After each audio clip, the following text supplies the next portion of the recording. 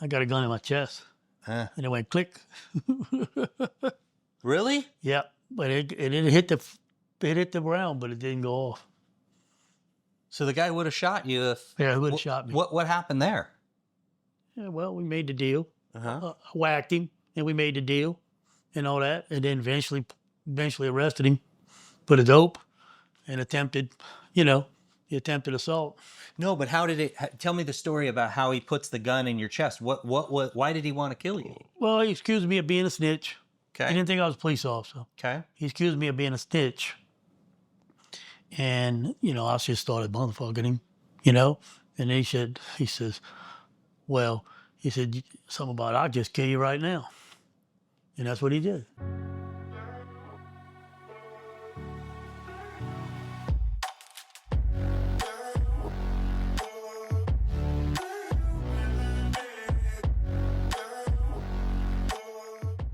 Can you introduce yourself for me, please? Yeah, my name is Grannan.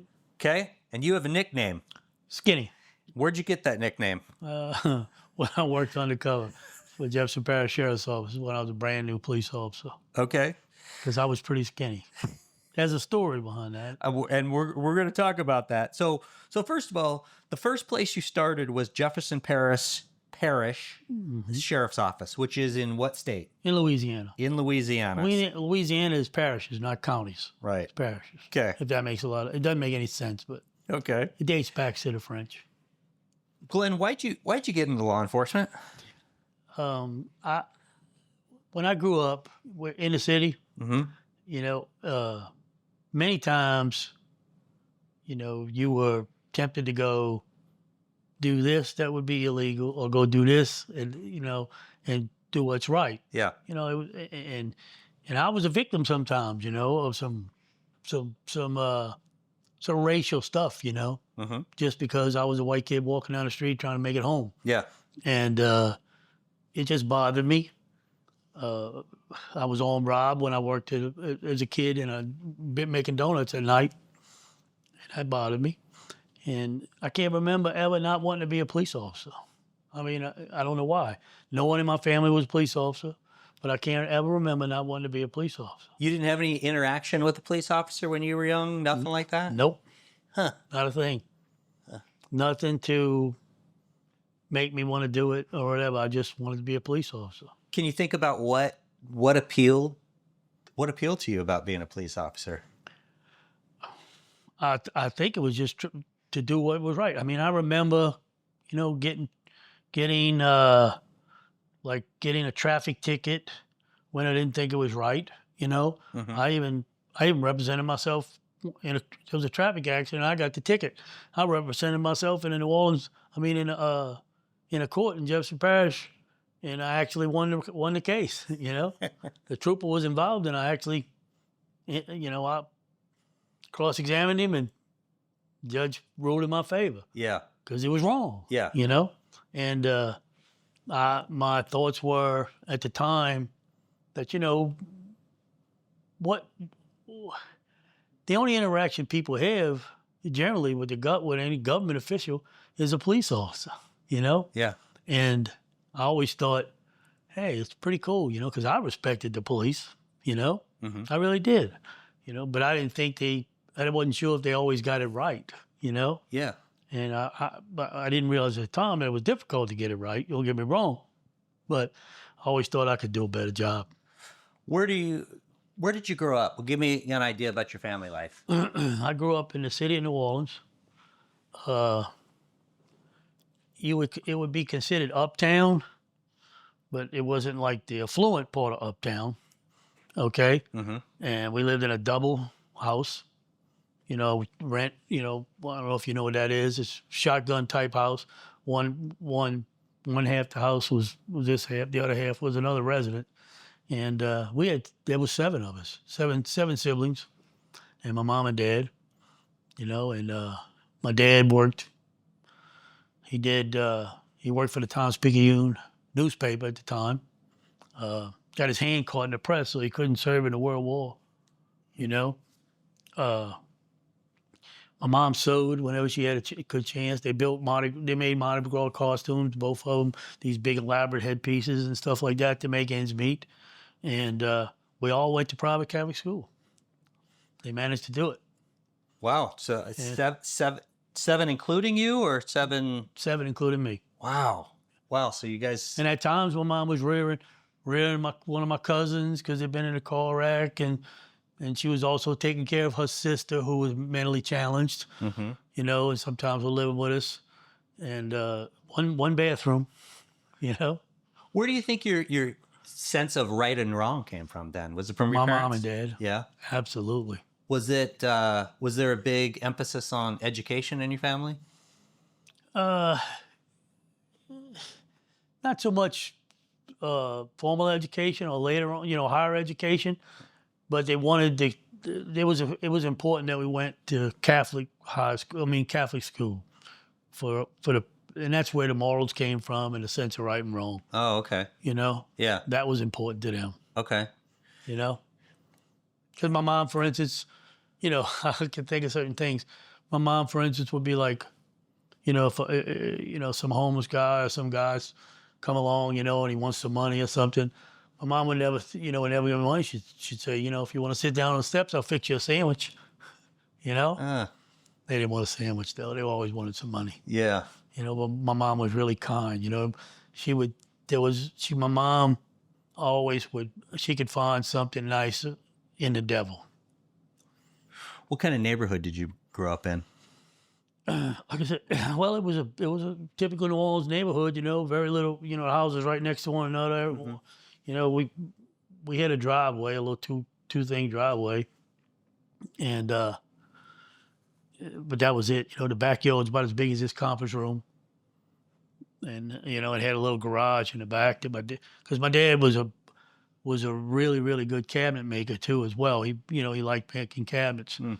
He was afraid to go do it for a living because he didn't know how he could do it, get started, and still provide for all these kids. You know? Yeah. What was the breakdown of the demographics? Was it predominantly white neighborhood? What was it? It was predominantly white on my particular street. A couple of streets over, it was different. The catty corner from me, right across from the other side, was a Catholic elementary school for African American children. So they were all around us. But my particular block, everybody was white. Yeah. Were race relations good though back then? Race relations, they wasn't. It's hard to measure because you didn't have the media you have today. Yeah. I could tell you my own experiences. Most of the time I got into, when I got in trouble or I got, beat up or I had to fight my way out, I was usually doing that with against some black kids. Was that a neighborhood thing more than anything? I don't know what it was. I mean, I didn't know who they were. Oh, okay. Now I played every day, just about every day when I got home, I'd go play basketball over there with those black guys, at that black school. Mm-hmm. And every once in a while, one of them would want to challenge me because I was the only white kid there. But the majority of the black guys I was playing with didn't allow that to happen, So, I made friends with those guys. They give you a nickname, Pistol Pete? Yeah. I couldn't shoot like Pistol Pete, but they gave it to me because I was the only white guy, Kind of like Pete Maravich, he was one of the only white guys back then. Okay, so you start in 1975 with Jefferson Parish Sheriff's Office. That's correct. But you don't start as a patrol officer. No. Tell me what happens. Tell me the story. Okay, so, I'm in school. I actually went to school at LSU in Baton Rouge. I'd work during the summer to make enough money to go to school and pay my board and pay my tuition. And I'm just waiting until I'm 21 so I can be a police officer. I'm just waiting to be 21. Sure enough, I get to be 21. I go try to be a policeman in the city of New Orleans, but I don't weigh enough for my height. Okay, how tall are you? I'm 6'2". And how much did you weigh at that point? Like 137. Okay, so that they wouldn't take it because you didn't weigh I enough. had to weigh 155 pounds. Oh, wow, okay. That's what I had to weigh for that, which was still pretty thin, but Yeah. that would have been, I was nowhere near making it. And so I was pretty down and out. So I spent the next few months trying to make some, get heavier. So towards the end of that, but I made 21 in April, and so I think it was sometimes around October. So Jefferson Parish was looking to start another academy. That's Metropolitan New Orleans. First try was with New Orleans Police Department. So I went out there and I tried, and I was too light. Again, I was too light.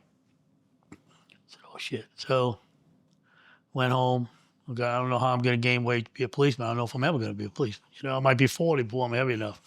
That's what I'm thinking. So pretty down and out. Yeah. I'm thinking about wildlife and fisheries. Maybe I can get in. I'm thinking about all different kind of ways, Well, out of the blue, I get a phone call.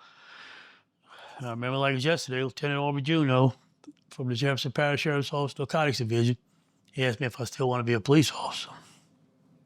I said, yeah. He said, well, come talk to us on such a day. So I went and talked to him, and what it was, I was some of the staff from the narcotics division. I wanted to know if I want to be a police officer. I said, yeah. He says, well, we might be able to get you in. You work undercover, Just going out and gathering some intelligence and just doing that things for a few months. Most of the guys that do it 2 or 3 months, and then you in, you probably be able to go to academy, Well, I'll do anything, I'll try. So I gave it a shot. And long story short, I spent 2 years there. And I know I was the most successful undercover officer in Metropolitan New Orleans. I probably still am considered that. I'm not sure. Yeah, it just depends on how you would measure it. In the 2 years, I had probably close to 300 defendants. Why do you think you were good at undercover? I think because I could talk my way about almost anything, and I did a lot of times. And I looked really young, Mm-hmm. Yeah. Yeah. So I didn't look like I was old enough to be a police officer, and I just used it to my advantage. I was naive, I mean, the guys in narcotics took a lot of time with me, particularly when I got out of that intelligence phase and I started buying some drugs. I got some training. It wasn't formal, but it was formal. They were, we weren't as safety conscious as there are today. It wasn't body mics and all that, just cover you all the time. I mean, it was pretty dangerous, but they still tried to protect you, teach you what to say, what not to say, and things like that. Yeah. And as I went, I just learned, Where do you think your gift for gab came from? Obviously, it was very helpful for you undercover. Where do you think that came from? I don't know, because my dad didn't talk much. My mom my mom would talk. My mom was pretty friendly. It's probably her side. Huh. She was my mom was pretty smart. She was a very eloquent writer. My mom kept a journal for almost every day of her life for years. And we got stacks of journals, and my sister every once in a while sends a clip from one, because she's in possession of a clip from one that's you're in it, and Yeah. your mom's talking about it. So she was, I think it's probably from my mom. So back in the day when you're working narcotics and you're making buys, what's the drug back then? What are you buying? Okay, so we, marijuana, of course, but cocaine was pretty prevalent. Heroin was something that you seen, but sometimes, it wasn't whatever. I mean, I made a lot of heroin deals, but I made them because, I pat myself on the back. I made them because I worked at it, Mm-hmm. We just got the slightest little information. I'd try to work, I'd work on it. But cocaine was big. And PCP, phencyclidine, the horse, using veterinary medicine, Uh-huh. it was big. We didn't know anything about meth, none of that stuff. But mostly cocaine and PCP, marijuana. Like today, we had a pretty. It wasn't marijuana like today. Marijuana was illegal. It was illegal. You went to jail. We caught you. You sold dope. You went to jail. But it was cocaine was the drug. Like I said, heroin. You didn't see very much, like white powdered heroin. Yeah. It's all tar. Yeah. Tar stuff mostly from South America and Mexico. You know, When you worked undercover, did you carry a gun? very seldom Why? because you always got patted down, and depending on who you were playing with, you know, Yeah. if you knew they were going to have a gun, you put a gun, and they want, you know, they want to look for you. You know, yeah, I got a gun. You got a gun. Yeah. Put yours down. I'll put mine down. You know, it was crazy. You know. Yeah. Now, I got home robbed a number of times. You know, particularly I worked in New Orleans a few times with those guys in the projects. You know, Well, okay, explain that to me, because you're working for one sheriff's, but then they loan you out to New Orleans. well, everybody worked together. You know, there was actually a little task force Okay. formed. You know, Okay. back in the day. Yeah, I think Saint Bernard was involved, which is a parish nearby New Orleans, and then you had St. Charles Parish, and then the Jefferson Parish and Orleans Parish. They all tried to work together because you know, your dope dealers didn't know where the parish lines were. They didn't know that. Yeah. You know, so if something and it wasn't some I did get loaned out very often, but most of the time it carried me there. I'm trying, you know, I'm working something here, and the guy wants to make a deal in the city. Well, you don't want to say, "Oh no, I can't work the deal in the city," because they're just going to give you away. Yeah. You got to go work the deal in the city. Right. You know, and nobody wanted to really work. You know, you didn't. Nobody wanted to go in the project and try to buy heroin. You know, Yeah. but I'm not gonna tell you I was brave, but I was pretty young and naive, and I was full of myself. And said, you know, I know nobody else was doing this. I could do this. I'm gonna do this. So you got robbed a couple times, though, right? Yeah, several times. And I think Paul told me a story. I don't know if it's true or not, but did you get a gun stuck in your mouth? I got a gun in my chest, and it went click. Really? Yeah, but it hit the ground, but it didn't go off. So the guy would have shot you if... Yeah, he would have shot me. What happened there? Yeah, well, we made the deal. Uh-huh. I whacked him, and we made the deal, and all that, and then eventually arrested him for the dope, and attempted assault. No, but how did it... Tell me the story about how he puts the gun in your chest. Why did he want to kill you? Well, he accused me of being a snitch. Okay. He didn't think I was a police officer. Okay. He accused me of being a snitch. And, you know, I just started motherfucking him, you know? And he said, something about, I'll just kill you right now. And that's what he did. And he would have killed you if the gun would have gone. Yeah, now, do I know for a fact that he knew it wasn't going to go off? I couldn't tell you. The round already could have been in. He could have known it was just going to go click. Yeah. I don't know that. Yeah. He swears up and down that that's what it was. But you can see where it hit. It was Wow. I have the gun. Don't talk about how I have the gun, but I have the gun. You have the gun? Yeah. Oh my gosh. Okay. It's in my safe.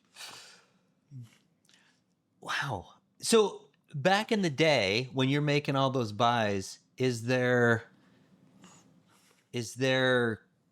you normally buying from white guys, Hispanic guys, black guys, or you're buying from anybody and everybody that can sell you dope? Yes. I could probably count on two hands how many times I bought.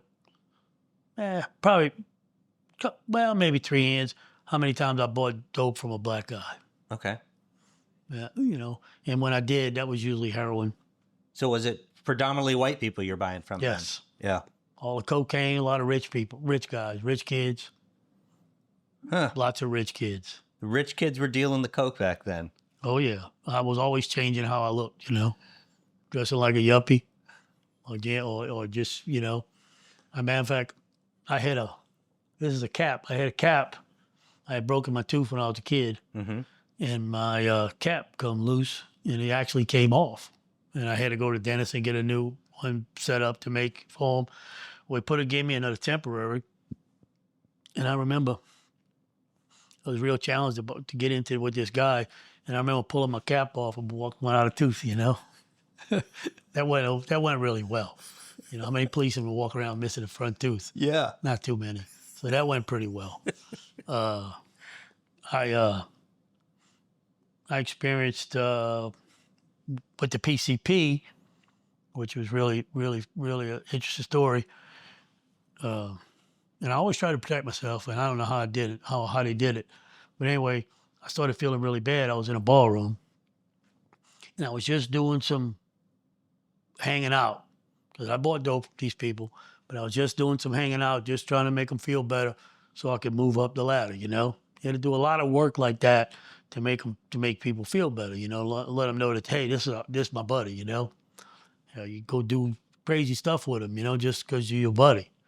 But anyway, just started feeling bad, and I knew something was wrong. So I ran to I went home.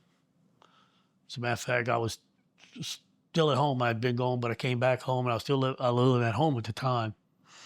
My mom and dad was asleep. My younger brother, who's 3 years younger than me, he was in bed. And I got home, and I was messed up. I just barely bailed at home. And I gave him my card, had my sergeant's phone number. I said, you got to call him. And then but he says I passed out. Anyway, he called my sergeant, and they sent the ambulance to the house, you know, picked me up and took me to Oshna. And discovered that, somebody had spiked my drink or my beer, whatever I was drinking at the time, with some PCP. Oh, wow. Yeah, and they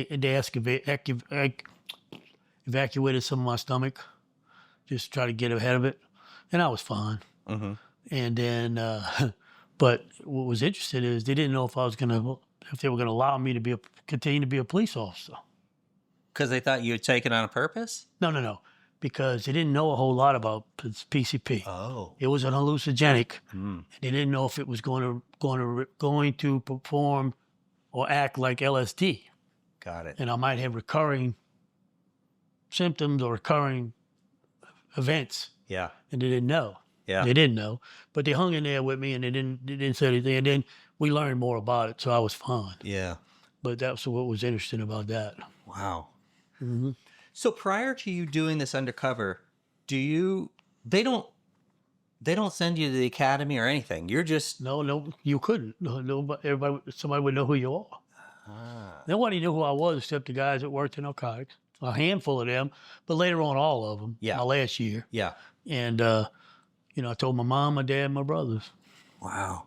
I mean, as a matter of fact, people thought I was just a dope fiend. You know? It was bad, you know? My mom and dad faded a lot of kind of heat, you know, sometimes. You know? Yeah. It's crazy. Wow. I did tell my little sister's class in high school. She wasn't on the team, but her friends were. And, the girls' softball team, the big softball, carriage ball. The girls' team needed a coach, And so my friends said, Glenn, won't you coach us, I said, man, I can't coach y'all, I had long hair and everything else. No, we need a coach. And so I said, okay. So I had to go see the Catholic priest of the school, because a couple parents were like, man, who is this guy, young guy with long hair. So I did tell the priest what I was doing. And identified myself. Okay. And he took the heat, and we actually would have won the city championship at the time, but one of the girls I had on her team, and she wasn't really a starter, was from another area. So I didn't know that.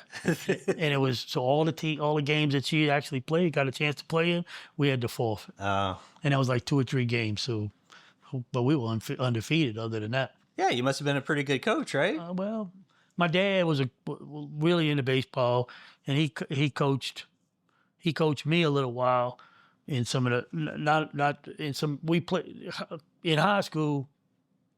or elementary school rather, it was not high school. Elementary school, all the Catholic schools had a softball league, both girls and boys, and that's what we played in. And my dad was big into baseball, and I knew a little bit, and I'd helped a couple other guys with little league, but it was just fun. Yeah. But it wasn't that hard because we had an ace pitcher, you know.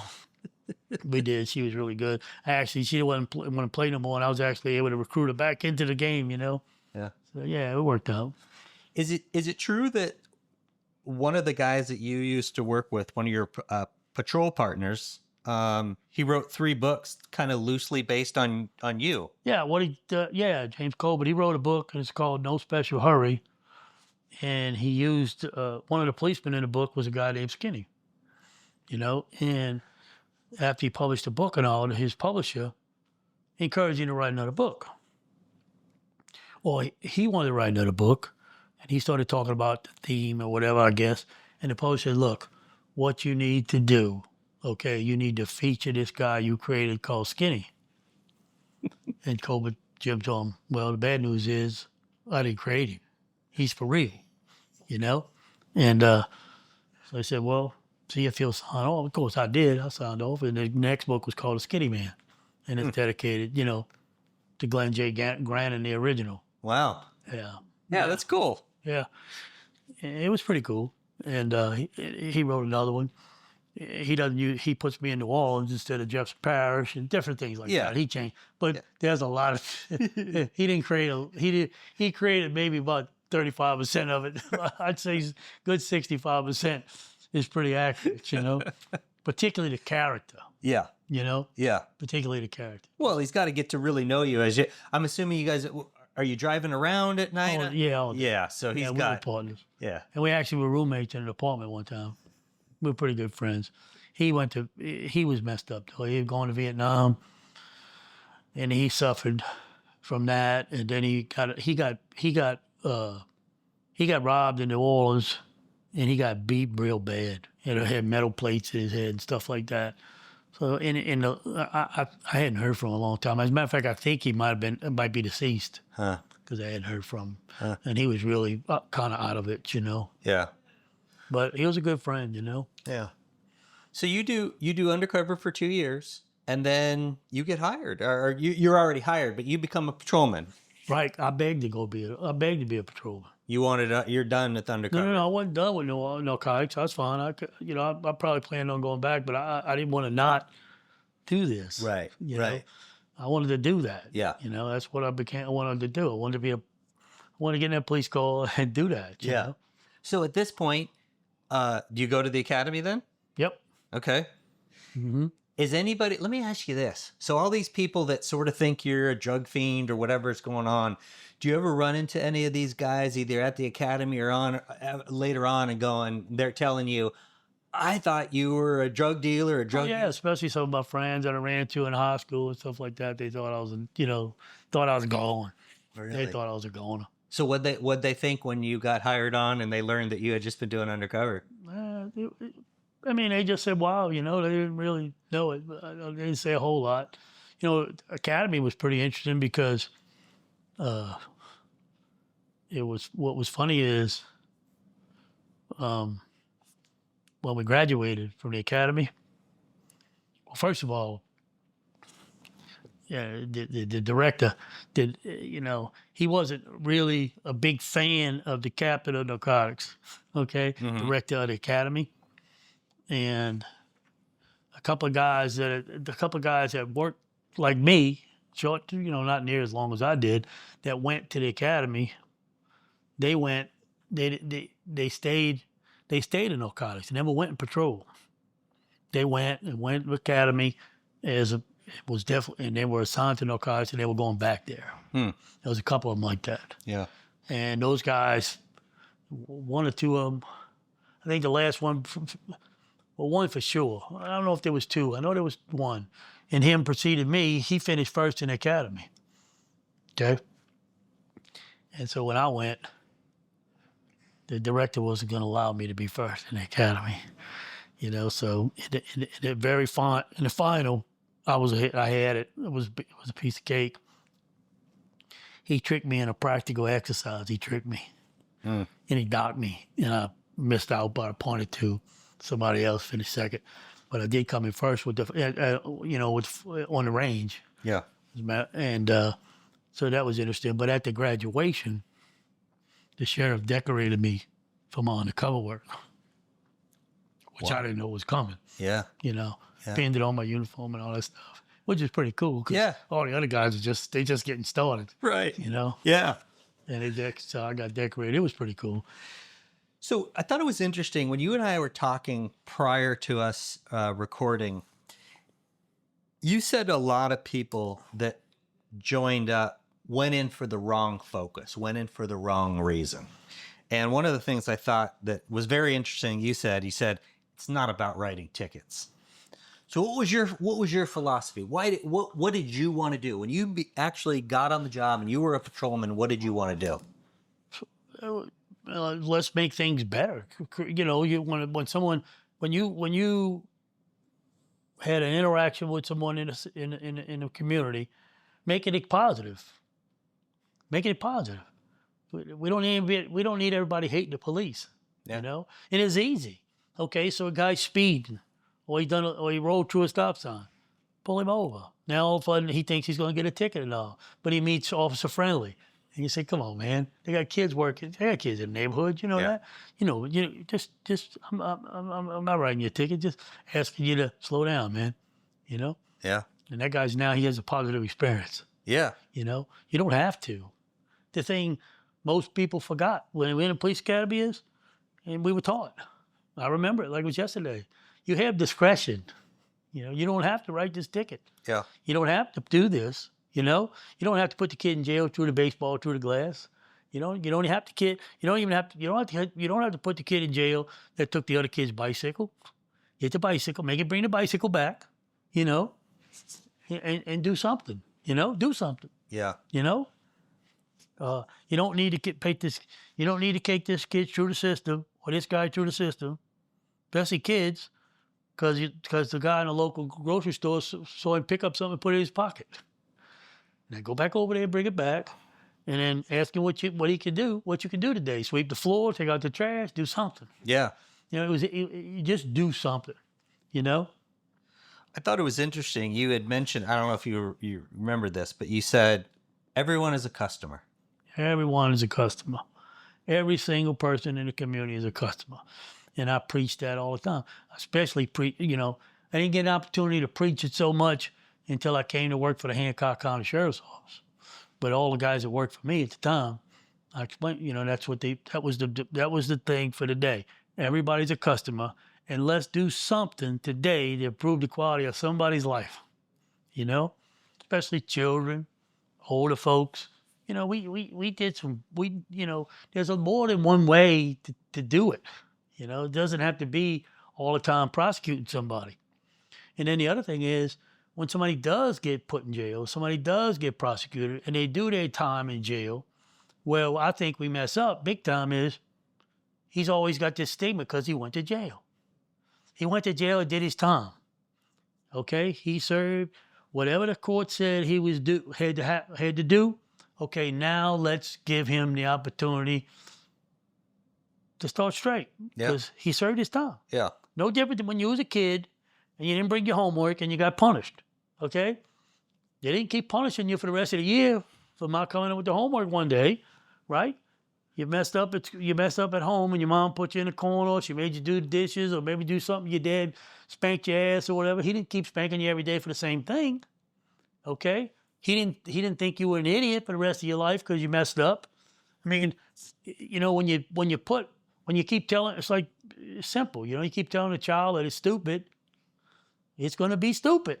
Okay? Yeah. If you keep telling a guy he's a criminal, well, guess what? Why do I not want to be a criminal? Everybody thinks I'm one anyway. Right. So I'm not saying I'm not saying I know how to fix it. Yeah. Okay? I just know that if every single thing that we try to do, it takes the first step. Without the first step, you're not going to get to the second step and the third step to finish it or get it done.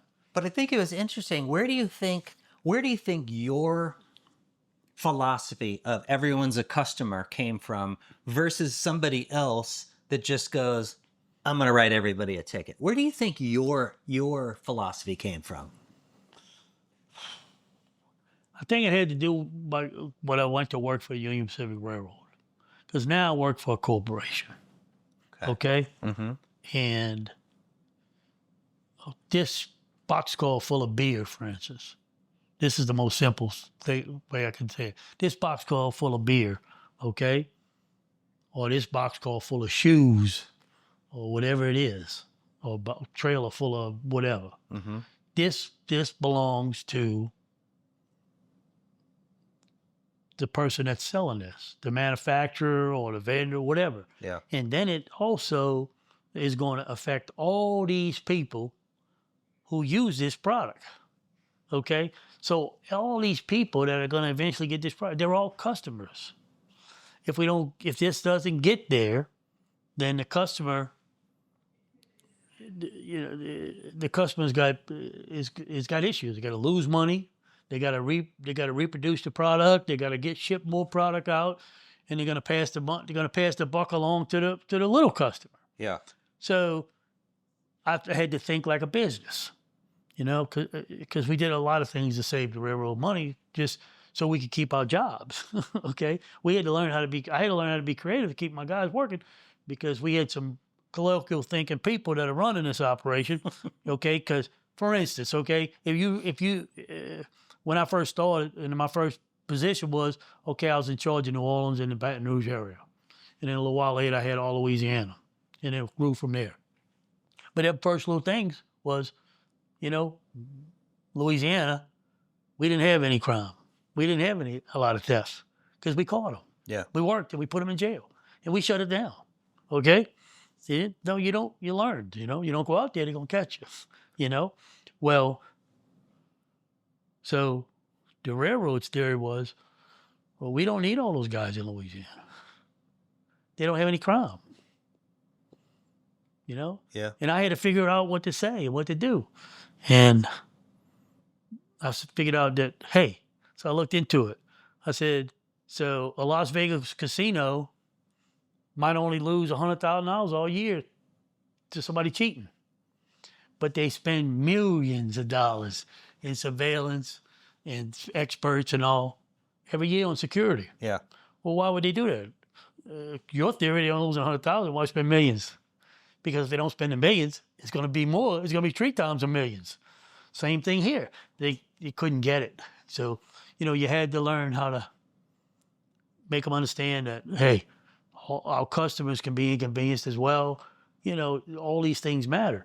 So thinking like learning the business, in the business sense, when I got back in police work here in Hancock County, it's pretty obvious. It's easy. Yeah. Everybody's a customer. This is a business. When you were with the sheriff's office, when you began, when you worked there for 4 years, when you were working, was there a goal? Was there something that you wanted to do? Hey, I'm going to be, I want to be a homicide detective. I want to be a chief. Was there a goal when you were there for the 4 years? Well, yes. What I wanted to do, I wanted to go back to narcotics eventually in my mind. Mm-hmm. And then eventually try to procure a job with DEA.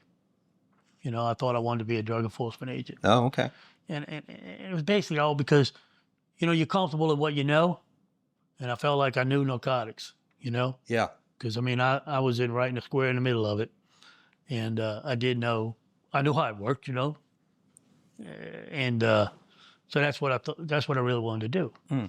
But like I said, I was recruited and snatched up by the railroad. Yeah, so let's talk about that. So you work for Jefferson Parish Sheriff's Office from 75 to 79, and then essentially you get recruited by the Union Pacific Railroad Police. Yep. What happens? How do you end up over there?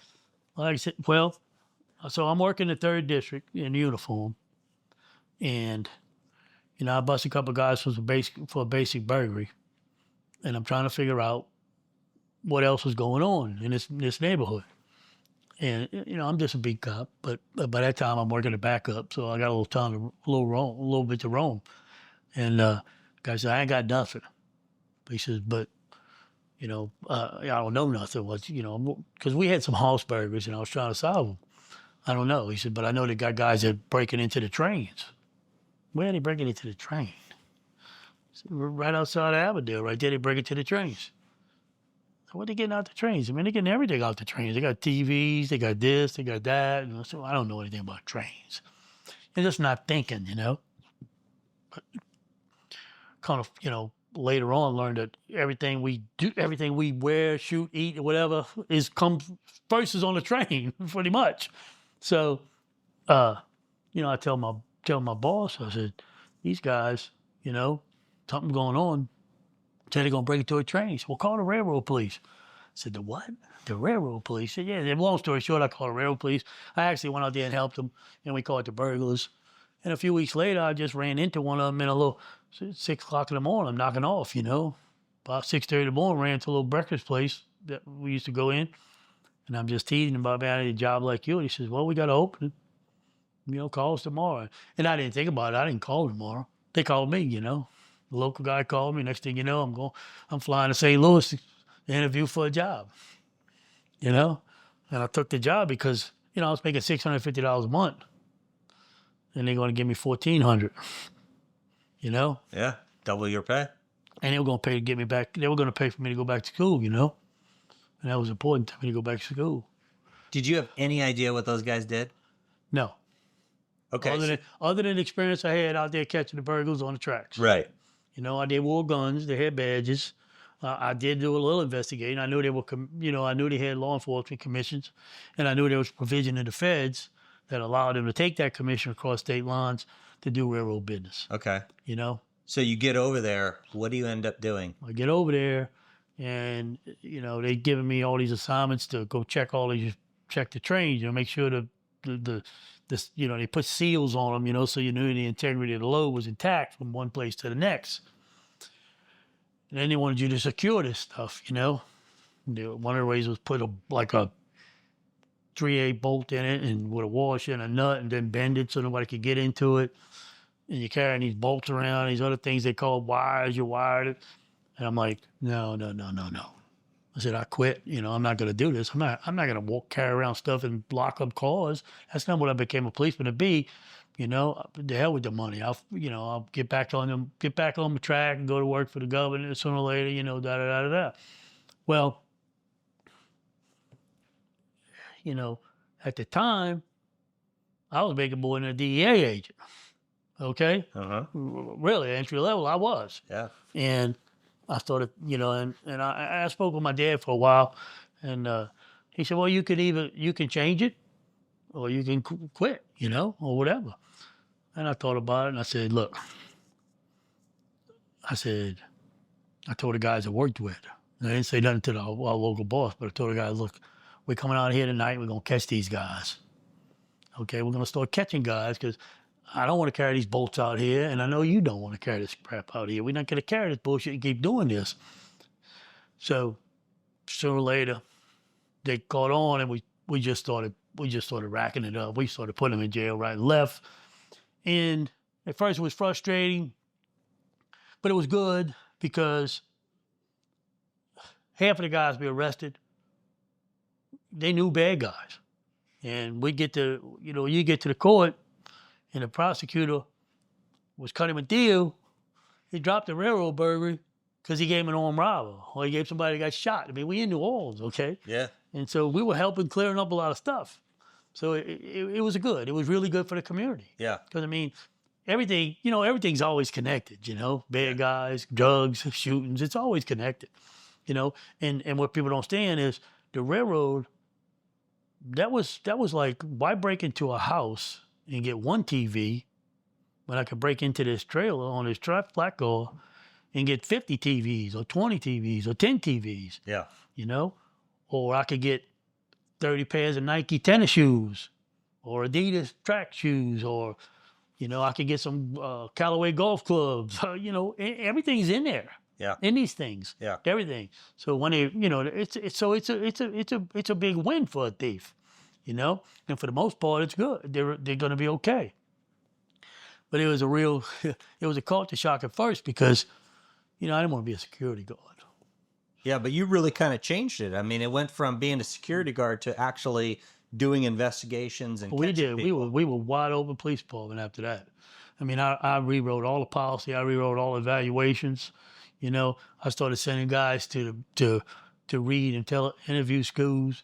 I mean, we were rocking and rolling. I mean, I mean, we put together an A team. Yeah. You know, and I was fortunate though because there were a couple of guys, you know, in different places in Louisiana. There were others not so, but there were some guys in Louisiana when I first took over Louisiana that were willing to do the work. And the guys were pretty good. Those guys were pretty good police officers. Yeah. You know, they had come from places and learned how to be the police. They just did the same thing we did. They wanted to make some more money. But they weren't really in a position, I think, at the time to actually initiate what I initiated. But it didn't take, you didn't have to twist their arm. They were ready to go. Yeah. You know, and they did some really good work. And everybody was willing to learn some new stuff. You know, and we wound up getting fraud examiners certified. I mean, we were doing things to help other guys. I mean, you know, I visited, you know, I visited a police department and they're working on a pedophile, and somebody says, man, get in there to talk to the guy. And, you know, it wasn't my case. I'm not even a police officer there, you know, but Yeah. I'd help them, you know, because we were starting to get a reputation, you know, for doing it right, you know. And we did. We started, you know, and we did a lot of things that I don't know. Anyway, it's a special elite force in the military. I'm not going to say which one it was. Really elite group, okay? And they needed to learn because they knew airplanes, you know, they knew ships. They didn't know trains. What would they do if they had a train situation? Yeah. They didn't know trains. And my boss, way up in Omaha, he sends them down to me. Okay? And I get a passenger train. And then we don't have any junk passenger trains. We entertain on these trains. They probably, back then, probably $1 million a piece. You know, super fine sleepers and, you know, dining cars and lounge cars. I mean, some fine stuff. So, I mean, this is stuff like you to see in the movies. I mean, it's just gorgeous. And that's all we have. So, you know, I request, they don't know why. And they send me some cars. And then, so in the middle of a sugar cane field and outside of Baton Rouge on the other side of the river, we set up a train with one engine. Nobody knows. I got me and a couple of my guys. And there these guys come out there in big old rental trucks, you know, U-Haul and Hertz and no markings, you know, nothing. And we don't even get to speak to them. We only get to speak to one guy. Okay? And they got these helicopters with no markings on them. And they want to fly. They want the train to be moving. They want to fly the helicopter, land, and almost land, not land, but put the guys off on the roof and let the guys come in. And they set these targets up with the lead base and all this stuff so they can shoot at the targets and stuff like that inside the train. I'm thinking they're going to shoot my train up, you know, and I'm going to get fired. Well, we working with them every day. And they want to go faster and faster and faster. You know, and I'm like, man, I can't go faster. You know, I'm up to about 40, 50 miles an hour when they want to go faster. I thought this was going to work. I thought we was just going to stay around 20, you know. Number one, we don't know how to run an engine like that. You know, we got a guy that knows a little bit. So he keeps pushing it. So we got to get good. We got to get going, you know, 70, 80 miles an hour. You know, like a train would be, you know, especially if we're working overseas or something. Yeah. Dude, I'm going to get fired. This guy says, come over here, sit down. He sits me down. He says, look. He says, who in the Union Pacific Corporation is going to fire you when the President of the United States picks up the phone and asks him if he lost his fucking mind? I said, I guess you're right. And so we were going 80, 90 miles an hour. And we trained them, you know, and we watched them. It was an experience of a lifetime.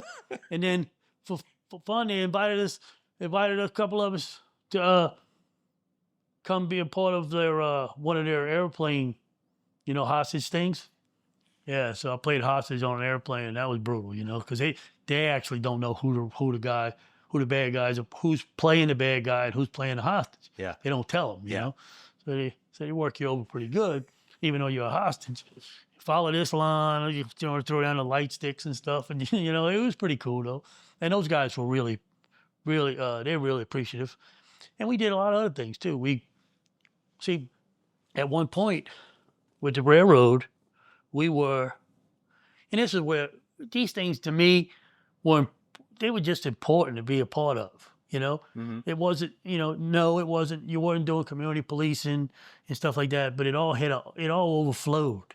And for instance, like our corporate CEO, all the corporation, not the railroad, the whole corporation. He was a former Secretary of Transportation under President Reagan. He fired all the air controllers back then. I don't know if you remember that. Oh, yeah. He's the guy that fired all the air controllers and rebuilt that. So he became our CEO. This guy knew everybody, okay? I mean, we were entertaining Nancy Reagan, and stuff like that. And, Brady was shot when Reagan was shot, and all kind of corporate guy, the CEO of General Motors, CEO of Kraft Foods, Jack Daniels, different like big shots, they'd go to events like the Super Bowls and the World Series, and they'd take them on that fancy train. But we also went to the national conventions, with the nominee for president, And I can remember going to Atlanta, okay? And so we didn't have an opportunity to go in hotel rooms and all that stuff, but we moved out all the people all our VAPs and stuff like that. We did all the Secret Service type service for them. Yeah, so you're doing executive protection for these guys. Oh, exactly, big time. As a fact, the Secret Service sat down with me in some of the events with the Super Bowl and stuff like that. When the president wasn't coming, they still came and sat down. What can we do for you? Because we know you're entertaining a bunch of people. Yeah. Some people with Secret Service. But we went to Atlanta once, for instance, and we walked under this overpass on some isolated train not far from where they were doing it, and that's where our business cars were. And we would entertain people on there for breakfast and dinner and bring them back and forth. And we slept, me and my group, we slept on the train, ate on the train and slept on the train. But they had old Amtrak cars, because there was no place, and they had all the FBI guys there, And they poor some bitches, they didn't have anything to eat or anything, so our chef was cooking for the FBI guys and stuff like that. And the FBI guys were like, yeah, But it's interesting because you went from essentially a security guard putting locks on to doing investigations, to doing executive protection, to doing, there was some undercover stuff that your group worked on. We did undercover work. Yeah, there was terrorism stuff, and then you guys also worked against the gangs. Oh, all day long. All the gangs, especially over the border, the South America type groups. They were crazy. And we did a lot. It was awful. There were always somebody trying to ship a bunch of unknown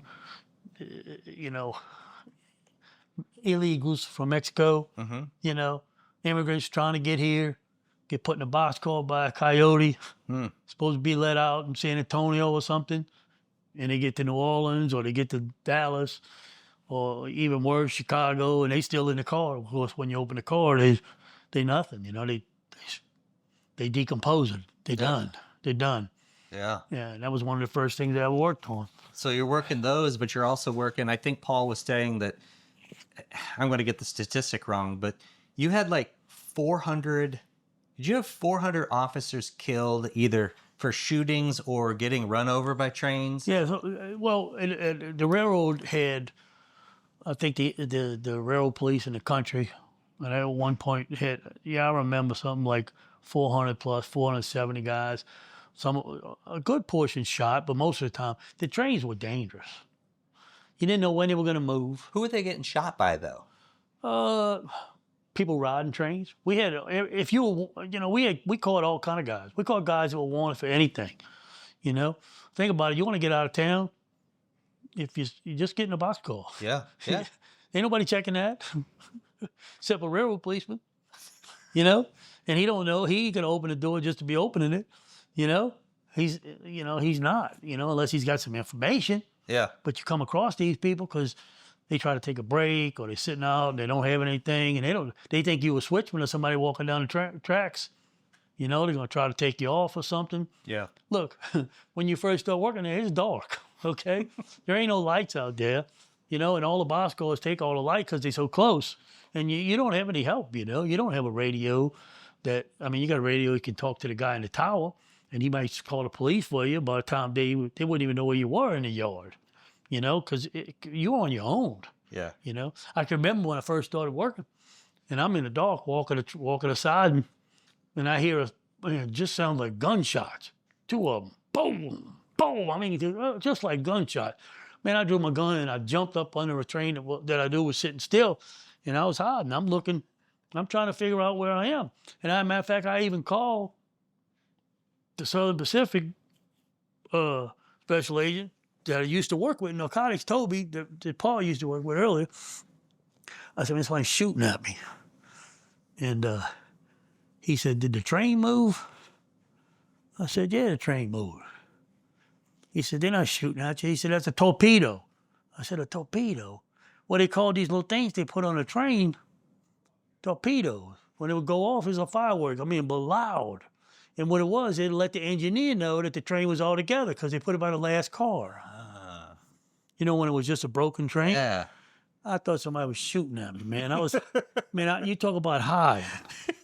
I was ducking and diving, Or you'll be walking down the tracks for the first couple of times and somebody say, got a light? It just scared the shit out of you, It's just a hobo riding a train. And you just jump out your skin, because you're not expecting it, Yeah. Because you're busy looking, but you got to, boy, that's what pissed me off about all the stuff to try to secure something, because I didn't even carry all that shit. I don't want to carry my flashlight and my gun. I'm going to see if somebody broke into something or if somebody's doing something wrong. Fine, but I'm not sitting around in the dark locking these trains up. I'm just, if somebody's breaking in, we're going to catch them and put them in jail. That was the idea. Yeah. So, yeah. And we did a lot of things that were important. We had a lot of military shipments, and those things had to be monitored, and it was our responsibility. And what people don't know is that the federal government, you might know this, but you probably don't, but the federal government would find the railroad for any drugs that came over the border on a train that they could document that came over the train and made it somewhere, and they would fine us for not stopping that. Really? Oh yeah, we owed the government thousands of dollars. Wow. It was crazy. Wow. It was crazy. And look, the group that we had on the border, we had dogs and everything on the border trying to stop, trying to detect the drugs, trying to detect the poor people that were put in their cars, trying to get to America. Because the deaths were crazy, because every time somebody died in a boxcar or trailer, there was some lawyer that sued the railroad for not finding them. Mm. It was crazy, and we would pay off, we would lose, Okay. It's crazy. So Glenn, from 79 to 97, you work for the Union Pacific Railroad, and then there's a little break. Yeah. And you go and run a private marina. Uh-huh. Tell me about running the private marina during Hurricane Katrina. Well, it wasn't much running during it. That's what ended the marina. Right. But you were pretty successful up until that point. we were doing really well. Yeah. Really well. It was I was a businessman and we were doing well. We were doing really well. It took a little bit, but we were doing really well. But Katrina was, as most people, and I consider it the same thing, it's a once in a lifetime storm. Yeah. Or maybe even 100 or 200 years. You think about the history, you can study storms. And I was old enough to remember Hurricane Camille, which was a Category 5 when it hit the Gulf Coast. Okay? and it was what thought to be the most devastating things ever happened. You know, and it did destroy a lot of things. Katrina was devastating. Coast bounced back. Took them years to bounce back. Yeah. You know, my dad used to tell the story. You know, you didn't really start seeing a lot of new stuff for 10 years. And then Katrina comes along, and just from what I can understand and what I can remember, and just, you know, a little history, it was probably 10 times more devastating. Wow. It was so huge. You know, boats that were in my marina, you know, that was sitting 25, 30 feet in the air were gone. And some of them we found just happened to run across 10 miles away. 10 miles. Easy 10 miles. Maybe some of them further. And, I mean, and then it flooded New Orleans. So there was no opportunity to put the business back. Yeah. Because, first of all, my insurance didn't want to pay off. I was fortunate enough to have gained a friendship, had nurtured a friendship with a really, really prominent lawyer in New Orleans, in Baton Rouge, one of the biggest law firms in Louisiana, a very successful guy, who we became friends. So he of course took our case for nothing, you know. Yeah. And he beat him, you know. And we got paid, but it took a few years. Yeah. And if we'd have borrowed the money to put the marina back, you know, our debt service would have been so great and no way to pay it because we wouldn't have any customers yet. It took a while for people, you know, people trying to, back up, most of our customers, probably 85% of our customers from New Orleans. Maybe it may say 80%. So they're busy trying to rebuild their homes and businesses in the city of New Orleans that got flooded in the aftermath. So they don't have time to worry about their summer homes. So they're not coming back right now. Eventually they did, but it was nothing you could do in the short term. Yeah. So we just abandoned it. We got a new project and now we're working. So how do you end up in 2012? You end up at the Hancock County Sheriff's Office, and now we're talking Mississippi. Yep. How do you end up? Okay, so after the storm, which was in 2005, I didn't want to go back to work as a deputy or anything like that. And I really learned a lot about boats. I thought I knew something about boats when I bought the marina, but I learned quick that I didn't. But then I did learn. And by the time the storm came, 9.5 years later, I did know a lot about boats. And I was interested in building a boat. And I had a friend who was an engineer, and he was interested as well. So we started a business, and we started trying to build our own boat. And we did develop our own boat, and I still believe it's probably the best boat of its size and the type and all that. It really is, because we used some innovative stuff. In the meantime, we did boat repairs and boat stuff like that. And we ran a business, a whole separate business. Well, the BP oil spill come in 2010, really shut the coast down. I mean, you couldn't even go out. You couldn't even go past the bridge. It wouldn't allow you out there, you know, because of the oil and stuff. So that really crushed the boating industry. Now, went to work for BP, you know, helping clean up the oil with a couple of boats and stuff like that. That helped. And I went to work. I had some friends that were working with a private investigator who had gotten one of the contracts to investigate fraud, because you had all these fraudulent claims. So I went to work for them, and it was a good gig. It was pretty good. It was a lot of money. I put a considerable amount of money in the bank doing it, and it just got me flowing. I was investigating again, you know. Yeah. And I was, you know, as one guy said, he said, "Man, you're taking everybody to school on how to do this," you know. So I was just putting my energy into it, and I really wanted to do it. And then the sheriff that had been here a long time, and he was retiring. And if you understand anything about Mississippi politics, when you're in, you're in. Okay, you only get out when you decide you had enough. Nobody's gonna beat you. Okay, so he decided he was retiring, and I knew who was running. And I said, you know, I would like to go back to the sheriff's office. I'd like to go back to police work. And I said, but I mean, I don't want to go entry level, you know, and I can't just walk up and say, hey, I can do this for you. Make me your boss. Make me the chief, you know. Can't do that. So I said, I'm going to run for sheriff.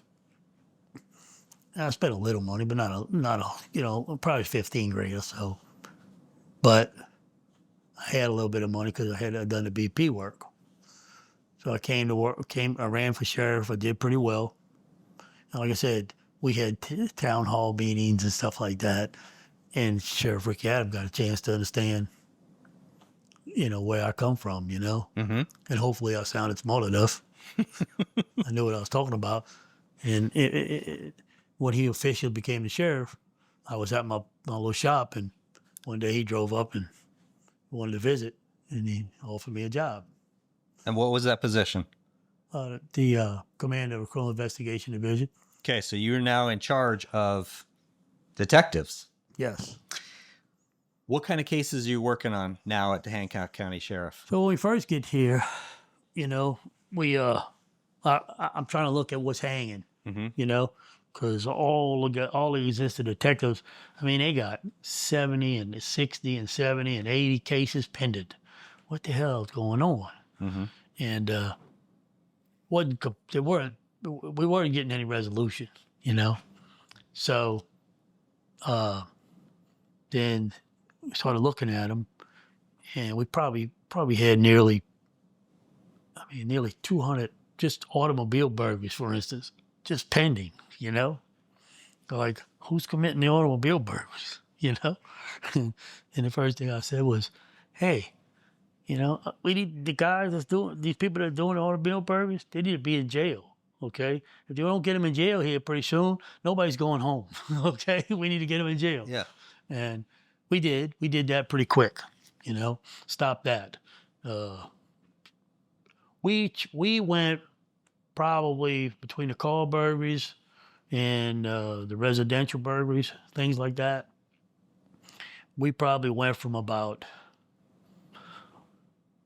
say, a total of about 50 to 60 burglaries a month to less than 10. Wow.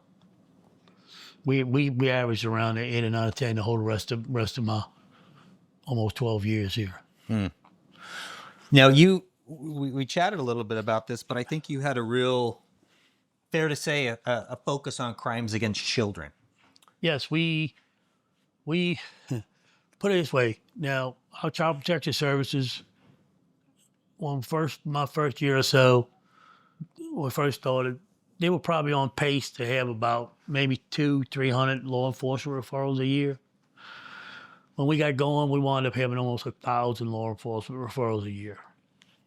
Now, we didn't create pedophiles. What we did was we created confidence. Okay, if we go to the sheriff's office and we see these guys in the CID, they're gonna do something. They're gonna try to help us. You So know? just people weren't reporting it then? No, exactly not. That's the only explanation. They didn't just become more pedophiles because we started putting pedophiles in jail. We started getting pretty good at it. And that was new to me because I'd never done that before. Yeah. But I went and studied a couple of things, went to a couple of conferences, and I started learning, you know, and then I started putting some old school stuff to some, you know, whatever. Because what's funny is right before I left here, the last few years, you know, getting new guys because other people were leaving, and I was kind of slowing down, you know, I was getting old. What about such and such? You know, you might ask one. Well, there was no cameras at the house, and we didn't get anything off of his phone. And I looked at him and I said, let me ask you something. I said, you think back in the 1970s, we had cell phones and cameras hanging on everybody's house? Well, no. I said, well, we still solve crimes. I said, you need to get your ass out and detect something, okay? You're a detective, go out and detect, okay? And you'll be surprised. Like I had a new guy once. Had a guy, an elderly gentleman. He's got his little boat, and he's going to a boat launch down south of here. He's going to the boat launch, and he gets pulled over by what he believes is a police officer in a white Crown Vic with some lights in his grill, and the guy shoots him in the head and in the neck, shoots him twice, takes his wallet and drives off.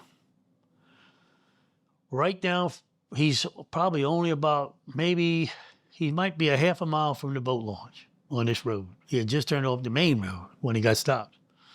There's a young guy, a young man in his early 20s. He's going to run, get something to drink and get a pack of cigarettes for him and his boss, because he's a deckhand on a shrimp boat, and they getting ready to leave, go out to bayou. So he's running up to the local convenience store not far. Well, as he drives by, there's this pickup truck sitting in the middle of the road with a boat hooked to it, and this guy slumped in the seat. He pulls up, he says, "Hey, man, you all right? Are you all right? Man, are you all right?" And the guy tells him, "A policeman in a white Crown Vic shot me. And before we can get there, he dies." And that's all this kid knows. This kid hears. Well, I got a brand new detective, and he's probably been here about 6 months. About 6 weeks. And I said, and he was on call. So he's out there when I get there, and he says, "I don't know what to do, Chief. I ain't got a clue." I said, "Well, first thing, Bruce, is you already got it. You already got it beat, okay? Because 90% of life is showing up, and you showed up. So just stand by. We gotta sit here and think, you know?"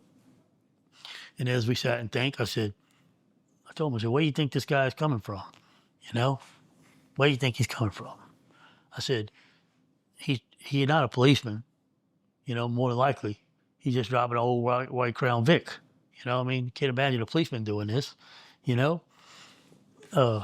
So do we know any white Crown Vics that ride around here? Look like police cars? Hell, we might. I've seen him before once or twice. I said, but he took the guy's money, okay? He shot him twice, once in the head. So what do you think he thinks he's done to this guy? Well, he thinks he killed him. Well, he did kill him. Okay, he did. He knew he killed him. Thing is, he didn't kill him right away. The guy told us who did it to him. I said, but the fact that he thinks he killed him, or he knows he killed him, he don't have to run. He's dead. He got no witnesses. He don't have to run. Maybe he's needed some more money to gamble. Casino, man, the Silver Casino is right down the road, 2 miles away. Told one of the deputies, said, "Go take a ride down there and see, find me a white Crown Vic in the parking lot of Silver Slipper. Maybe we'll get lucky." And I said, "Another one needs to go to Hollywood down the other one, see if we get lucky." Sure enough, he goes to Slipper. He calls, "Hey, Chief, I got a white Crown Vic. It's got some lights in the grill." "Okay, get out of there. Let's set up on him." Eventually, and we caught him. He was a real bad guy. Yeah. He had done it before. And actually got him on jail talk, on a jail phone, talking to his dad. And his dad told him, "Well, you fucked up." He said, "You kept him alive. You didn't kill him." That's what his dad told him. That's what a mistake he made. Yeah. Not robbing him and shooting him. You didn't kill him. Wow. But the bottom line is, I tried to tell the guys, we're in CID. Hopefully some of this stuff we do prevents crimes, but the bottom line is we're trying to clean up what happened. Yeah. And with children, we could never every once in a while we had an opportunity to prevent something. The bottom line, we were following up. Yeah. But the thing was, what was important is that most child psychologists will tell you, or psychiatrists will tell you, that before that child can begin to heal, they got to know that the perpetrator paid some consequences. Yeah. And when they know they're in jail, they feel safer, and they know they got punished. And that's the first part of the road to recovery, or if there's going to be a road recovery. No, it's not a given, So, So, Glenn, you had never worked on those type of cases. Once you start working on those type of cases, does it take a toll on you? oh, absolutely. Because the biggest problem is you got a child telling you what happened, and they might be telling you 2 months down the road. You don't have anything. You can go to the house and there's nothing, you don't have anything. Right. You try so hard, you know. Um, one of them, one of them, one case, we were able to make that he wound up cutting the deal, but we were able to convince him. He was convinced the bad guy he was in trouble because he was trying to tell us he had never been in her room. No, he'd never been in this particular room. It wasn't his house. He did it at somebody else's house, some relative. He would never been in that particular room. He never been there, da da da da, you know. And the little girl had never been there. She never been there. I don't know what she's talking about. Mm. But a little girl was able to remember a digital clock. And when we went there, that digital clock was there. And taking that picture of just that digital clock. So it was so difficult to help to corroborate the victim's story, because a lot of things. And look, nobody wanted to put any jail. Juries were very hesitant to put somebody in jail for this. Why? Well, because the cases were not lock solid. Okay. You're basing it on the child's what they're saying, and very, very wholly no physical evidence. Because you don't really, every once in a while you got to examine one when it just happens, you know what I mean? But it really didn't happen that way. Most kids were just groomed into it, we had an 11-year-old didn't know what her daddy was doing to her until she was swimming at one of her girlfriend's house, and they got talking about it. Yeah, when I swim, my daddy does this. The little girl said, "That's not right." And the little girl got right up and went and told her mother, and her mother called us. Oh. And that's when the little girl discovered that what was happening was not normal. Wow. So it's difficult. Yeah. Yeah. We had a guy who was doing a little girl, and the little girl said he made her suck his birdie. Okay? So, and then the birdie, okay, would spit white stuff in her mouth. And she said it didn't taste good, so she spit it out. So where were you when you split it out? Da, da, da. We wound up tearing up whole carpet and had it analyzed, and sure enough, we found the guy's DNA. But they failed to prosecute him because he said he was jerking off in there.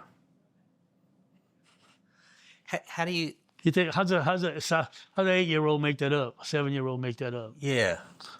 But Glenn, how do you deal with that? How do you deal with hearing horrific things like that? You just try harder next time. You can't. You got to try to separate yourself because if it's gonna hurt, it's really gonna hurt if you just, and you just try to be friends with. We spend a lot of time being friends with those kids, trying to make friends with them and doing little things and stuff like that. Yeah. Because yes, there's not a whole lot you can do.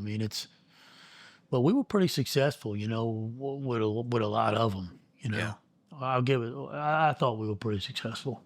How many, when you were here in charge of CID, how many homicides did you have? Well, it's funny. We started out in 2012, January, and come Easter in 2012, we had a guy kill his mother, father, and his wife with a hammer in Bay St. Louis. And before they were working the case, and before we could even get involved and help him, the guy was on a cell phone tower right where we had lunch today. And I had my rangefinder because I'm a hunter. I looked up there, he's 300 feet. And he started moving around up there, and everybody thinks he jumped, but he didn't jump, he slipped. And then he come down and he hit something in the middle, and he spun around, and he landed probably twice the distance from me and you right there. Boop. So it was like, whoa, I just started, you know?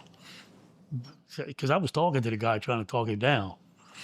And then about the time he hits the deck and we trying to get things sorted, we get another call that there's a shooting right down the road. 3 miles down the road, 2.5 miles down the road, we run down the road to a shooting. Okay? Mm-hmm. And when we get down there, we got a guy who shot one of his longtime friends because both they were criminals together, you know, insurance jobs on houses and stuff like that. And the guy that got killed was the guy he was owed about 60 grand by the other guy, and the guy pretended that he threatened him, and then later on,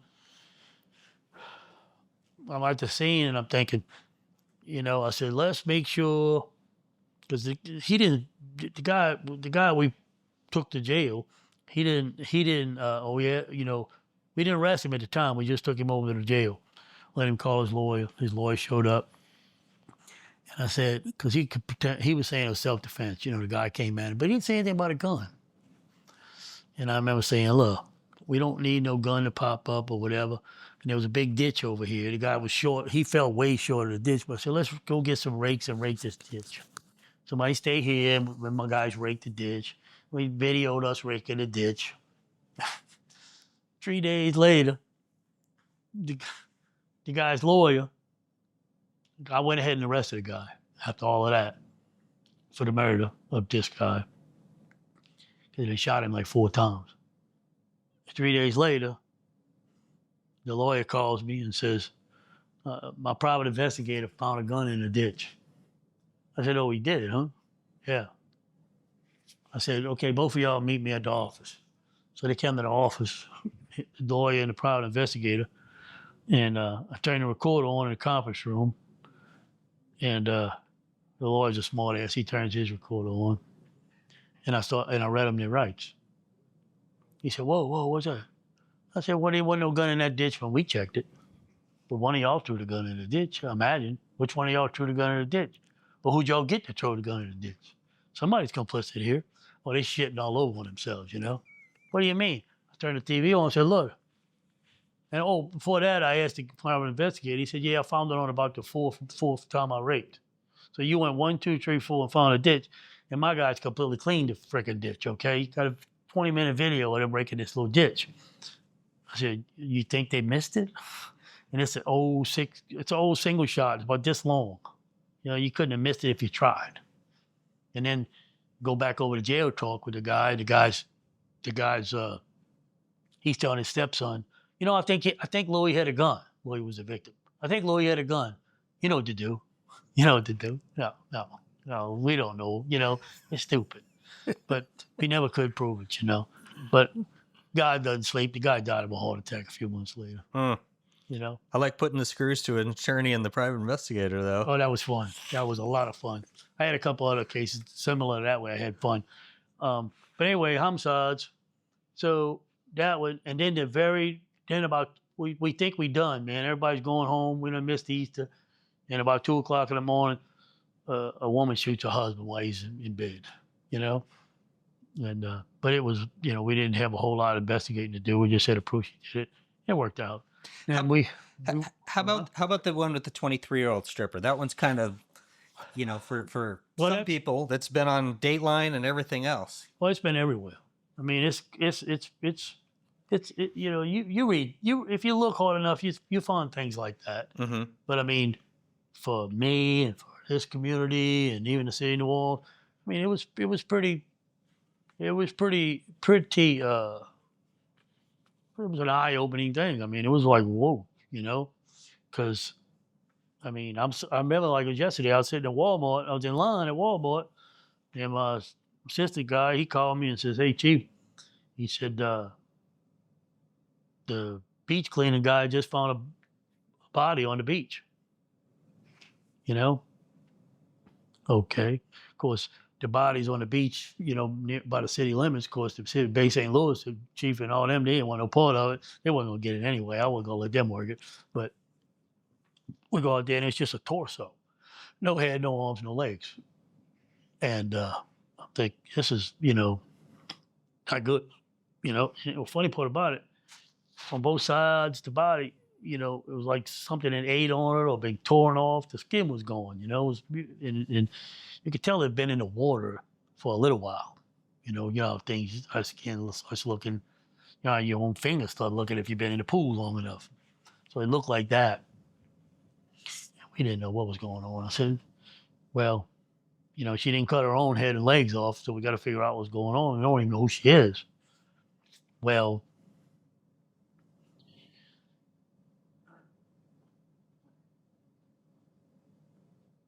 somehow, one of my guys' stepdads, I think this is how it went, he called us because he was a former police officer himself. He said he saw something on social media out of New Orleans. Some guy said his girlfriend was missing. So we looked to see what her name was, and we looked it up, and we got some pictures of her. And we found some pictures, and we found a picture of her in a bathing suit, which is 2 big tattoos right here. Mm. So it was 2 and 2, they cut tattoos off, whoever did it, for what, maybe trying to keep it from being identified. We don't know what that deal was. But anyway, and we made the assumption that this was her. Now it didn't take long, in a day or so, to discover that it was really her, through some dental records and DNA and whatever they did. I don't know exactly what we did, but we found out who she was for sure. And by the time we find that all out, right just east of there, people are reporting that in the marina at the Pass Christian Marina, they found a thigh, with a foot, or leg with a foot connected to it. And then somebody found something else. And then they found the head floating on the beach, rushing up with the waves. Down in Long Beach was another 7, 8, 10 miles further east. So now we got the body parts. And once we knew who she was, we learned that she was a exotic dancer, a stripper down in New Orleans on Bourbon Street. And talked to her boyfriend who reported her missing. He said last time he saw her, she went to work. They were both heroin addicts, big, a really big habit, expensive habit. They lived in a flea bit hotel day to day. And they needed, according to him, they needed at least $500 a day for their habit. So when these two nuts, this man and woman, they were looking for someone to come party with them, they said. There's a threesome for her boyfriend's birthday, and they were going to pay him $700.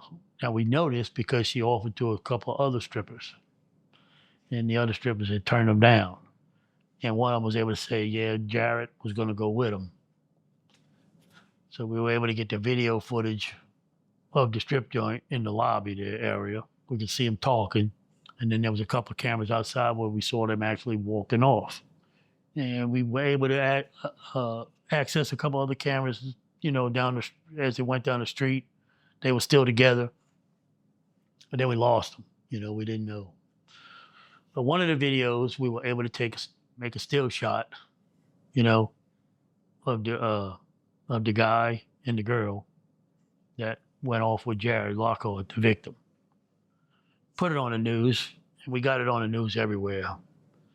And wasn't long after we put it on the news, we got 2 phone calls. One was from her brother, the victim, and another one was from the mother of the female perpetrator. And she says, that's my daughter. I'm talking to her on the phone. That's my daughter. And she is capable of this. I'm going, whoa. And I said, well, where is she now? I don't know, but I know where she's going to be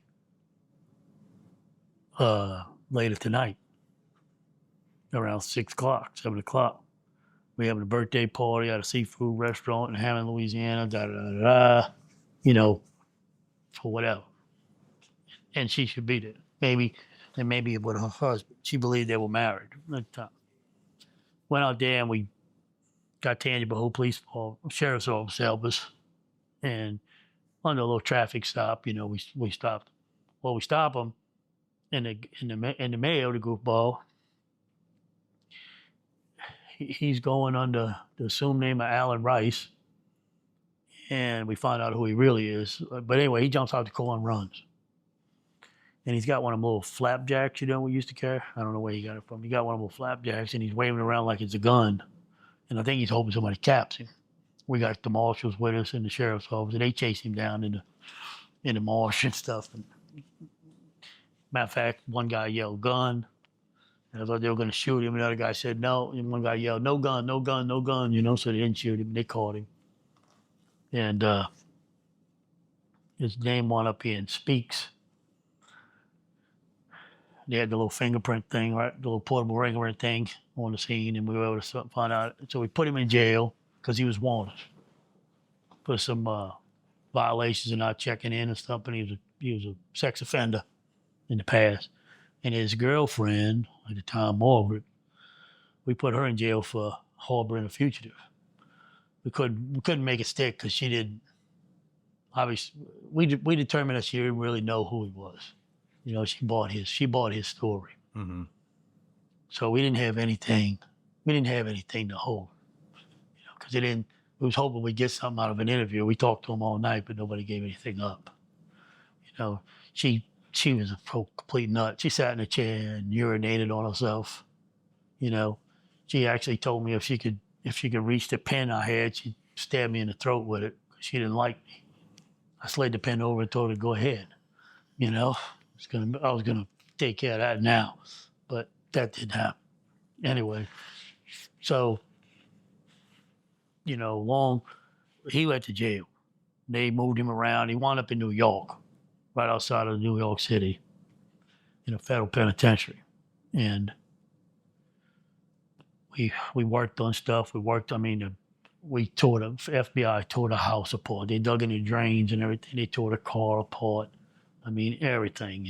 We had them on the cameras on the highway. We had them coming into Mississippi. We had them leaving Mississippi. And we had them on a couple of cameras in Kenner. New Orleans stuff wasn't working, but we had a few cameras. So we knew how they were in Mississippi about 2 hours and 40 minutes and then left. So we knew they had plenty of time to do what they were doing. We didn't have them anywhere else. Anyway, so a year or two goes by, well, probably a little over a year, and we're trying to keep it in the news. We're trying to keep it going. It's so freaking horrific. And so we wound up sending a couple of guys to New York. Go talk to that idiot. Maybe he'll tell us something.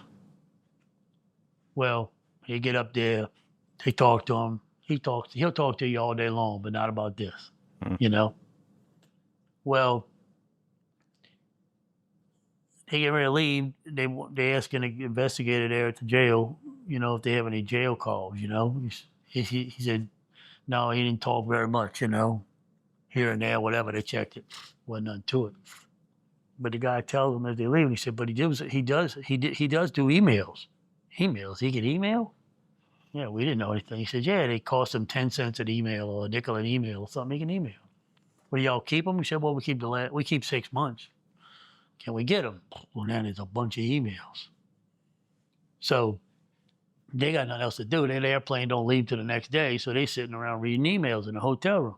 2 o'clock in the morning, they called me up. They wake me up, and they say, hey, Chief. Yeah? He says, we got them. And they tell me about the emails.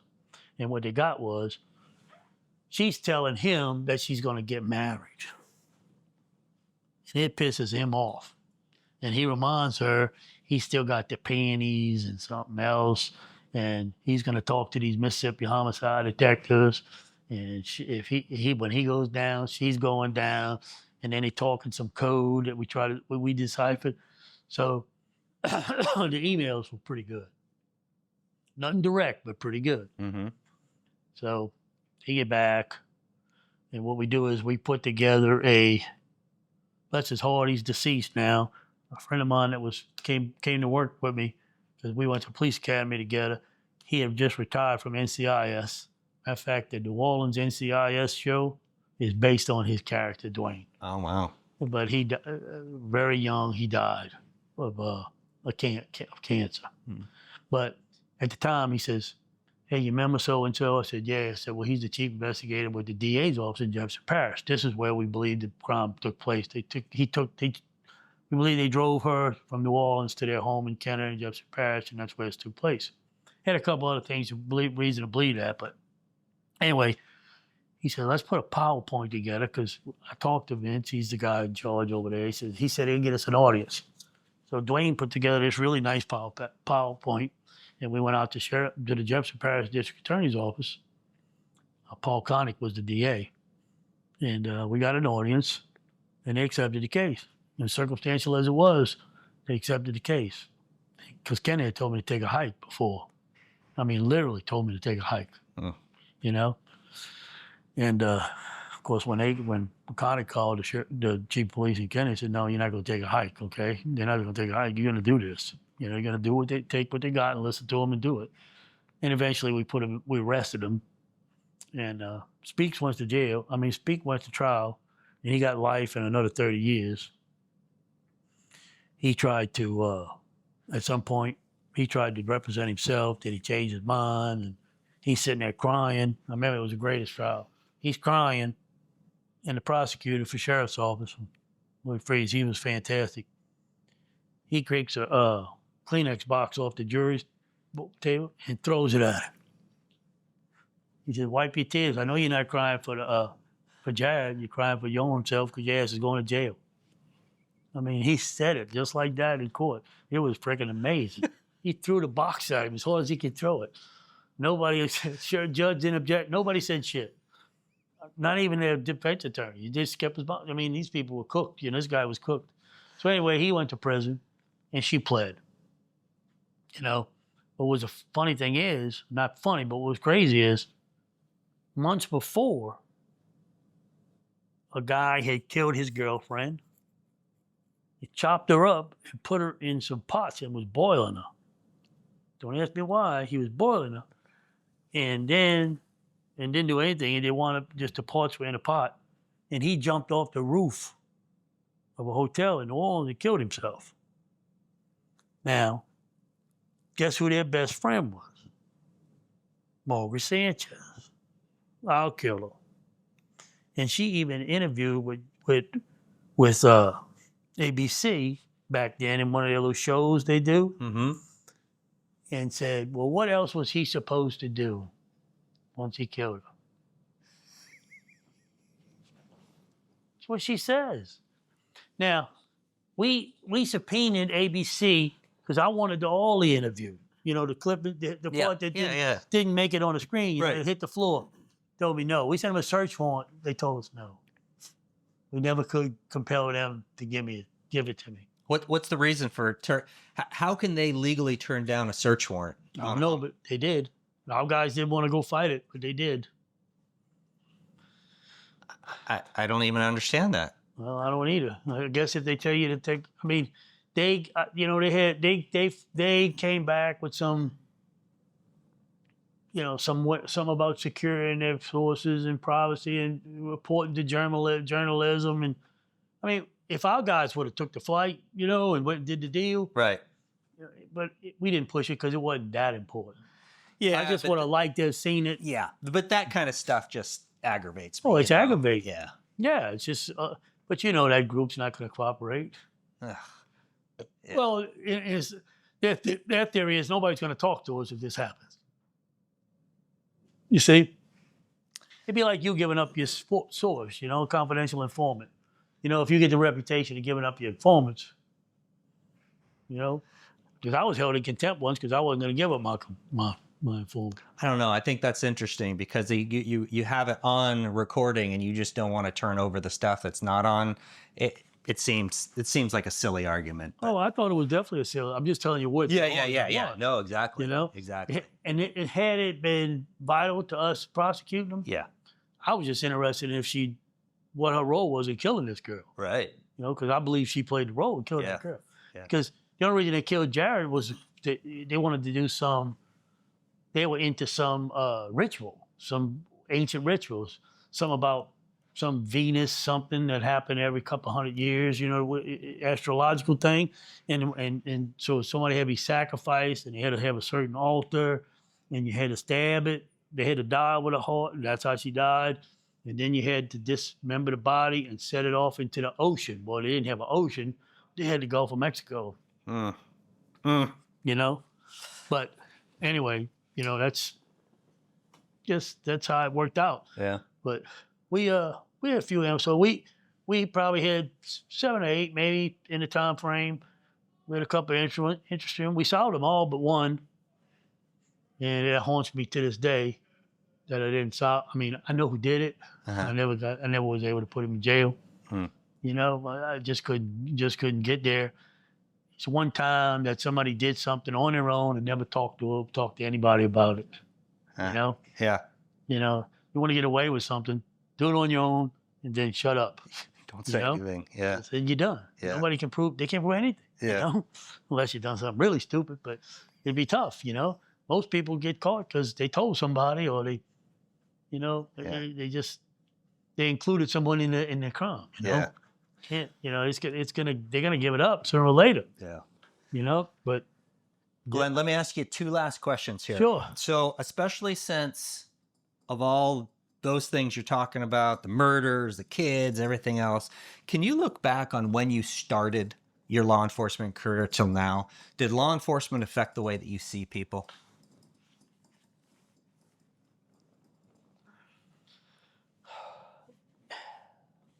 Dude, you know, I always preach, don't judge anybody. Don't judge anybody. So I try not to judge anyone, you know. And although as a police officer, you can pretend that you're not judging someone, but you're judging. Sure. And that's why it sounds like a bunch of bull, but if I put you in jail, you were guilty. Yeah. You were guilty. The district attorney didn't have to wonder. The jury didn't have to wonder. They didn't have to wonder. Okay? I mean, the defense attorney's going to make them wonder, but they didn't have to. Yeah. 'Cause if I put you in jail, we earned it. There's a lot of people we let go that I know are a bit guilty, but we didn't earn it.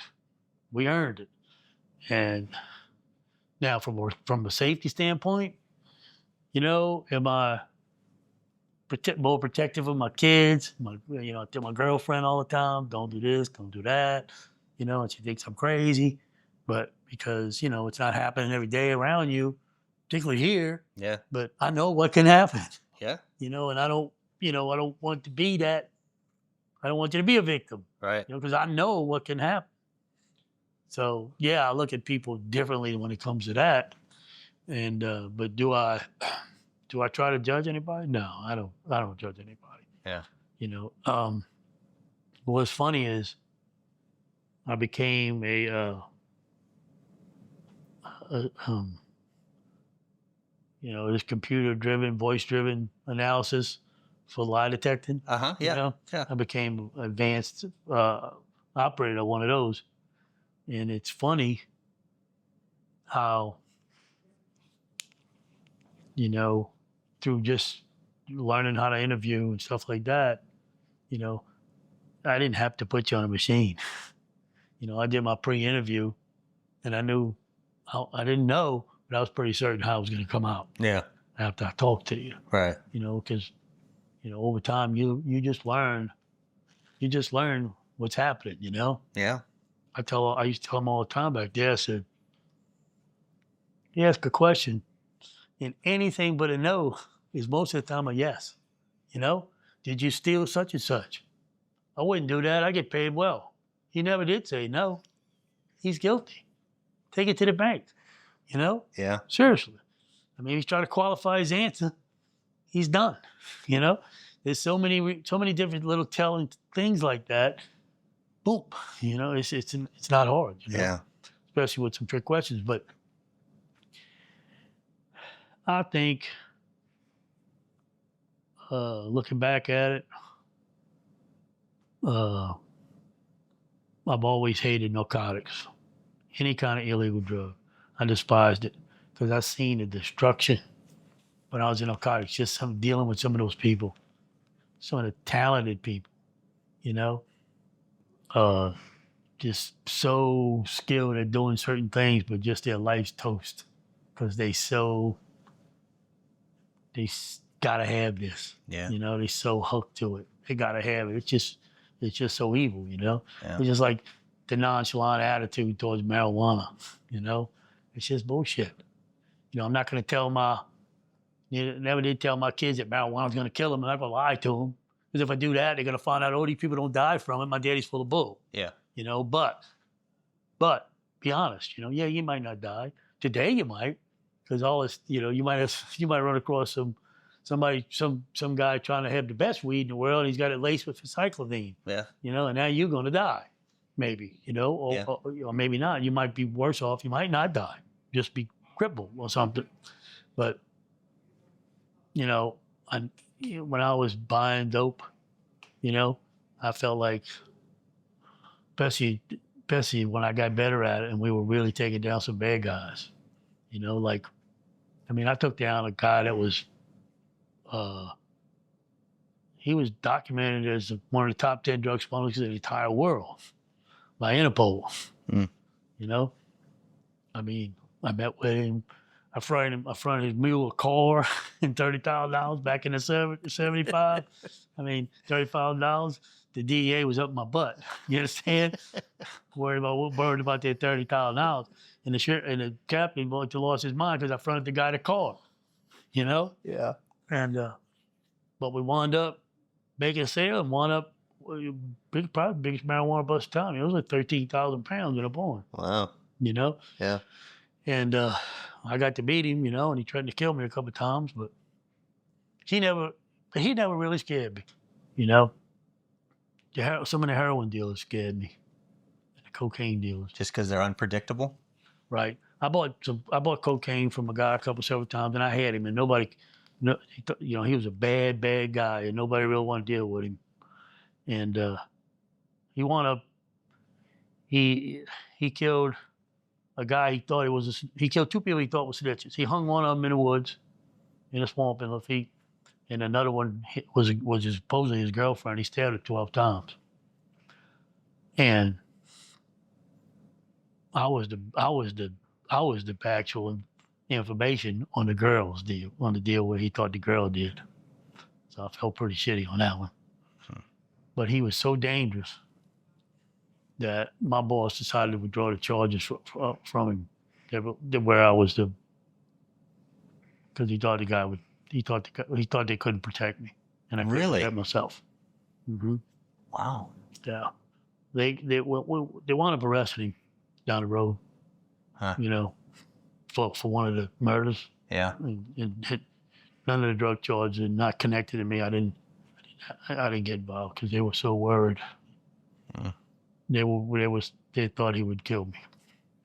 And he probably would have, you know, because you can't protect yourself 24/7. Yeah. You know, and he was a real bad guy. Last question for you, Glenn. Do you think law enforcement affected your family? I think they look at law enforcement a little different. You know, I mean, mostly, I think most of them have a better appreciation for it because they know what I did. You know, and some of them, we actually have some heated discussions when I try to protect the police. You know, and they think they did something stupid. You know, which sometimes they do. You know. Yeah. You know, nowadays you got all this stuff on the internet and YouTube. You know, they got all these YouTube things where they highlight a traffic stop where the guy says, "I don't have to give you my ID. I don't have to do this, and I don't have to do that." You know, what would you, Glenn? I said, "I'd jerk him out the car."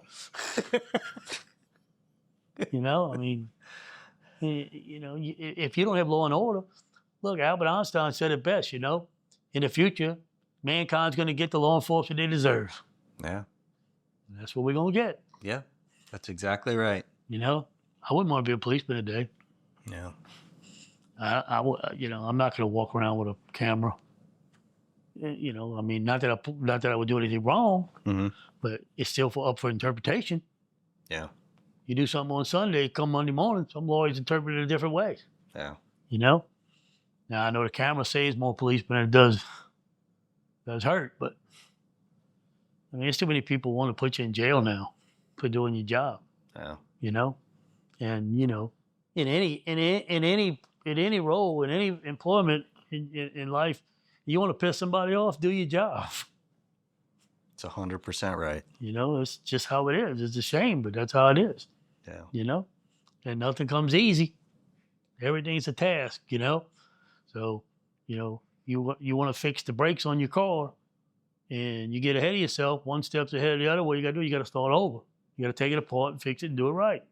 Well, you make an honest mistake in law enforcement, you might be in jail. Yeah. Somebody's gonna put you in jail. I don't know of any other profession where you make a mistake, you go to jail. Yeah. God bless the police officers today. God bless them all. Yeah. Yep. Thanks, Glenn. Really appreciate the interview. You're welcome. I enjoyed it.